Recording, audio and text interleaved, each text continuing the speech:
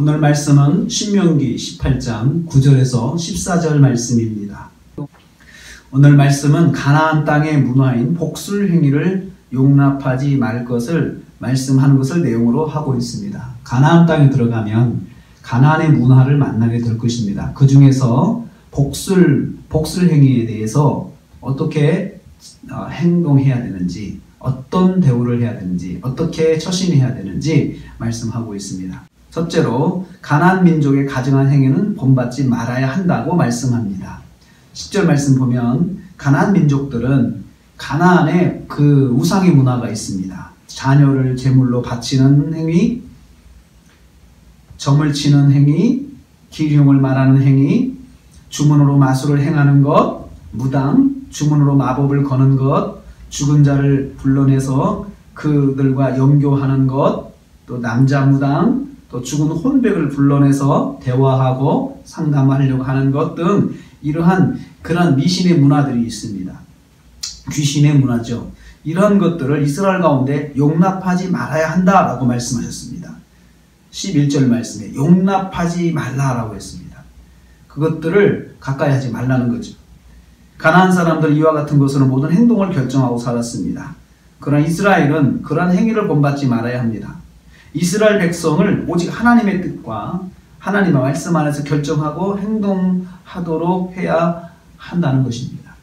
하나님의 사람들은 오직 하나님의 말씀과 하나님의 뜻에 의지해서 결정하고 해야 되지 점쟁이처럼 점을 친다든지 그렇게 하면 안 된다는 거죠. 이스라엘은 가나안의 종교 문화를 본받지 말아야 합니다. 철저하게 배격해야 되죠. 그걸 따라가면 안 됩니다. 두 번째로 가나안 민족들이 이 일로 쫓겨나게 되었다는 사실을 기억해야 합니다. 12절 말씀 보면 이런 행위를 여호와께서 이런 행위를 행하는 가나안 사람을 가증히 여기셔서 그들을 쫓아내고 있으시다는 것을 상기시켜 주십니다. 실제로 가나안 민족이 왜 그 땅에서 쫓겨나게 되느냐? 그들이 그러한 미신적인 행동을 해서 하나님이 가장 싫어하시는 것을 행동을 했기 때문에 그렇습니다. 가증히 여기다 혐오스럽게 몹시 싫어하는 것을 말하면 하나님이 아주 싫어하시는 것이죠. 가나안은 원래 함의 후손입니다. 노아의 자손 중에서 함과 셈과 야벳이 있었는데 바로 함의 후손이 바로 가나안입니다. 그들은 복을 받아서 가나안 땅에 복된 땅에 와서 정착을 했죠. 그런데 그곳에서 하나님을 잊고 하나님을 버리고 우상의 문화 그리고 이러한 그 복술의 문화를 가지고 살았기 때문에 하나님께서 그들을 쫓아내시는 것입니다. 함의 자손인 가나안 족속은 받은 복을 빼앗기는 징계를 받고 있는 것입니다. 우상과 미신에 빠지면 받은 복을 거두어 가신다는 것을 우리는 여기서 기억해야 합니다. 이스라엘 백성들은 훗날 하나님도 섬기면서 가나안의 문화를 또 같이 중복해서 섬겼습니다. 같이 겹해서 살았습니다. 다원주의 신앙을 가진 거죠. 그렇게 이것도 좋고 저것도 좋고 다 같이 흡수해서 살았던 것입니다. 이것을 하나님이 너무너무 싫어하셨습니다. 세 번째로 이스라엘은 여호와 앞에서 완전해야 합니다. 13절 말씀에 여호와께서 이스라엘 백성에 명령하십니다. 하나님 여호와 앞에서 완전하게 살아야 된다. 하나님 앞에서 100점으로 살아야 된다는 거죠. 하나님 말씀 안에서 말씀으로 정말 온전하게 순종하며 살려고 노력해야 합니다. 순종하도록. 흠이 없는 삶을 살아야 한다는 명령입니다.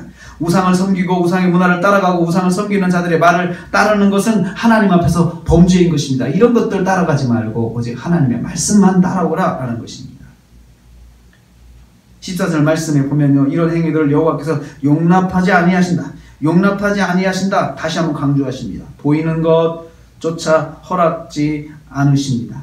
이것조차 보는 것조차도 하나님 앞에 보이는 것조차도 허락하지 아니하신다는 거죠. 모양이라도 따라하는 것을 싫어하십니다. 성도는 하나님 앞에서 100점으로 살아야 합니다. 그렇게 노력해야 합니다. 말씀대로 사는 일에 100점이 되어야 됩니다. 그렇게 살려고 해야 됩니다. 그래야 지켜질 수가 있습니다. 생활 속에서 하나님의 말씀만 순종하는 삶을 살아야 합니다. 하나님 말씀만 가지고 살아야겠다. 이 생각을 무슨 일을 했을 때 하나님 뜻이 무엇인가 한번 생각을 해봐야 되죠. 오늘 우리 하루를 삽니다. 오늘 하루를 살면서 하나님 말씀대로 온전하게 순종하는 삶을 살기를 원합니다. 그리고 무슨 일이 있을 때 하나님께서 무엇을 원하시는가 한번 또 질문하고 하나님 뜻을 쫓아야 됩니다. 생각해야 됩니다. 그래서 하나님 뜻대로 결정해야 합니다. 그럴 때 하나님께서 기뻐하십니다. 행여라도 우상의 문화를 참고하겠다라는 생각하면 안 됩니다. 오늘 하루 하나님 말씀을 쫓아 살면서 너는 내 앞에서 완전하라 말씀하신 것처럼 오늘 하루 온전하게 하나님 앞에 서서 승리하시고 하나님 기쁘시게 하는 삶이 되시기를 주님의 이름으로 축복합니다. 기도하겠습니다.